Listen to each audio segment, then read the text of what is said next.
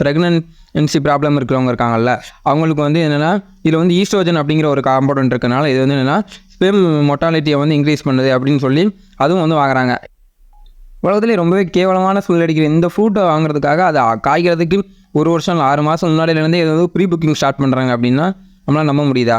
ஆமாங்க, இதுக்கு பேர் தான் டூரியன் ஃப்ரூட்டுன்னு சொல்லுவாங்க. இந்த ஃப்ரூட்டை வந்து எதுக்காக நிறையா வந்து ஃபாரின் எக்ஸ்போர்ட்டில் வந்து வாங்குறாங்க அப்படின்னு பார்த்தீங்கன்னா, இதில் வந்து நிறையா வந்து நியூட்ரிஷனல் வேல்யூ இருக்குது. அதாவது கேலோரிஸில் வந்து பார்த்தீங்கன்னா 100 கிராம் எடுத்துக்கிட்டிங்க அப்படின்னா ஃபேட்டு, கார்போஹைட்ரேட்டு, ப்ரோட்டீனு, அப்புறம் வந்து மெக்னீஷியம், பாஸ்பரஸ், பொட்டாசியம் அது எல்லாமே இருக்குது. அது மட்டும் இல்லாமல் விட்டமின் ஏ, பி, சி இந்த 3மே வந்து அதிகமாக இருக்குது.